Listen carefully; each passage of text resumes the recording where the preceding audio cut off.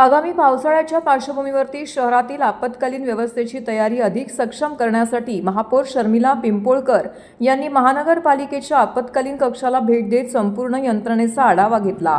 पावसाळ्याच्या कालावधीत नागरिकांना तातडीची मदत मिळावी तसेच मुख्यालयासह सर्व प्रभाग समिती स्तरावरील आपत्ती कक्ष 24 तास सज्ज ठेवण्याचे निर्देश त्यांनी यावेळी दिलेले आहेत। यावेळी सभागृह नेते हनुमंत जगदाळे, विरोधी पक्षनेते अशरफ शानू पठाण, शिवसेना गटनेते पवन कदम, उपायुक्त जी गोदेपुरे, मनीष जोशी, आपत्कालीन व्यवस्थापन अधिकारी तडवी, आपत्कालीन विभागातील कर्मचारी उपस्थित होते। महापौर शर्मिला पिंपोळकर यांनी सांगितलं की मान्सून कालावधीत कोणतीही आपत्कालीन परिस्थिती उद्भवल्यास मनुष्यबळाची कमतरता भासता कामा नये।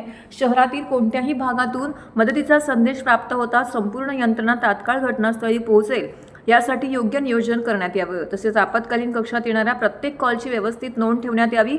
संबंधित तक्रारींवरती कोणती कार्यवाही करण्यात आली याची माहिती तक्रारदाराला वेळोवेळी देण्यात यावी अशी सूचना त्यांनी अधिकाऱ्यांना दिल्यात।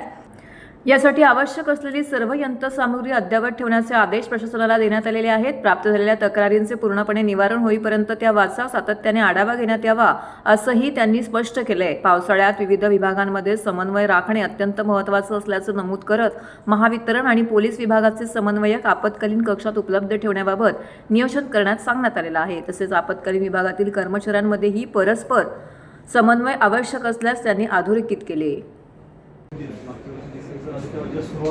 आता हे फुटेज घ्यायला हे ऑलरेडी सांडली करतो का पोलीसच स्वतः दिसलं पाहिजे ना सीसीटीव्ही त्यांची एजन्सी गव्हर्नमेंट एजन्सी केलं आणि त्यांनी त्यांचं टेंडर केलं, त्याला शासनाने पेमेंट केलं। मॅडम ने इकडे घे ना, इथे बोलून मी शॉर्ट घेत आहे शिवफाटा कल्याण फाटा पण दिसतोय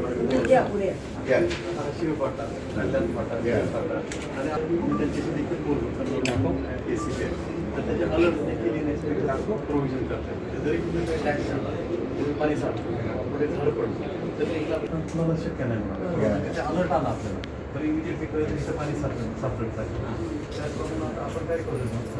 खरं तर पावसाळ्यामध्ये अनेक दुर्घटना दरवर्षीच होत असतात आणि त्या धर्तीवरच मला असं वाटतं की आज आपत्कालीन कक्षाला आपण भेट दिलेली आहे। या कक्षामध्ये असलेली यंत्रणा आणि याचे कामकाज कशा प्रकारे चालू आहे आणि पावसाळ्यामध्ये दुर्घटना ज्या होतील त्याला कसे सामोरे जाणार आहे आपलं आपत्कालीन, यासाठी आपण या आपत्कालीनला आज भेट दिलेली आहे। तर मला असं वाटतं की मंत्रालय, जिल्हाधिकारी कार्यालय आणि अग्निशमन विभाग असे एकूण 13 हॉटलाईन आहेत खरं तर, आणि या कक्षाकडे मनुष्यबळ आणि यंत्रसामुग्री ही मुबलक असल्याचं मला दिसून आलंय। आपण त्याचे व्हिडिओ घेतलेच आहेत, पण येत्या मान्सून कालावधीमध्ये खरं तर आपली सदृश्य घटनांना सामोरे जाण्यासाठी ही व्यवस्था एकदम चांगली व्यवस्थित असली पाहिजे। एखादा फोन कॉल आला तर तो उचलला गेला पाहिजे, कारण स्थानिक नगरसेवकांचे असे म्हणणं असतं की आम्ही वारंवार फोन करतो पण फोन उचलले जात नाहीत।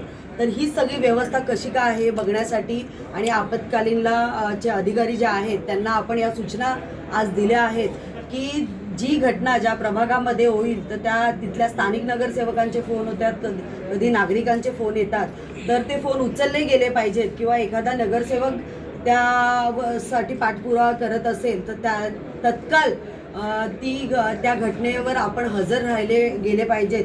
कक्षामध्ये काही सुधारणा पण करण्याच्या ज्या गरजा आहेत त्याही आज आपण बघून घेतल्या आणि तसे निर्देश अजून वाढवण्यासाठीही आपण आपत्कालीनला सांगण्यात आला आहे।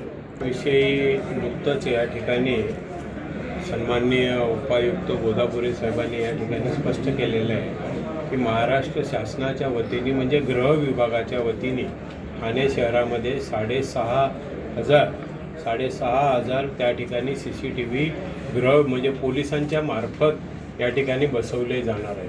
वास्तविक पाहता CCTV बसवणं आणि ती CCTVचं सेंटरवरती त्या ठिकाणी ते चित्र दिसणं म्हणजे अंमलबजावणी होणं, या दोन गोष्टी अतिशय महत्त्वाच्या आहेत।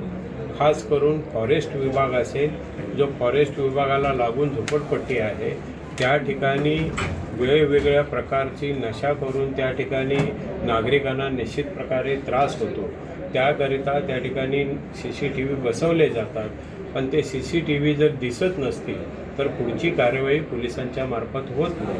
म्हणून मी नुकतंच या ठिकाणी गोदापुरे साहेबांना सांगितलं की माननीय महापौरांच्या अध्यक्षतेखाली या ठिकाणी महापालिकेमध्ये पोलीस विभागाचे प्रतिनिधी, महापालिकेचे प्रतिनिधी आणि गटनेते यांच्याबरोबर एक बैठक घेऊन त्या विभागामध्ये पहिलं तर 6,500 जे शासनाने गृह विभागाने मंजूर केलेले CCTVज आहेत ते त्या विभागामध्ये निश्चित सन्माननीय नगरसेवकांना, त्या विभागातल्या नगरसेवकांना निश्चित प्रकारे विश्वासात घेऊन त्या ठिकाणी बसवण्यात यावे आणि CCTV बसवून त्या ठिकाणी जे असे गैरकृत्य होतं त्याचं निश्चित ते सेंटर अतिशय चांगल्या प्रकारे कार्यरत राहावं या संदर्भाची भूमिका घेणं गरजेचं आहे, जेणेकरून शहरामध्ये असे जे लहान सहान गुन्हे घडतात ते गुन्हे उघडकीस यायला या दृष्टिकोनातून मदत होईल. ओके.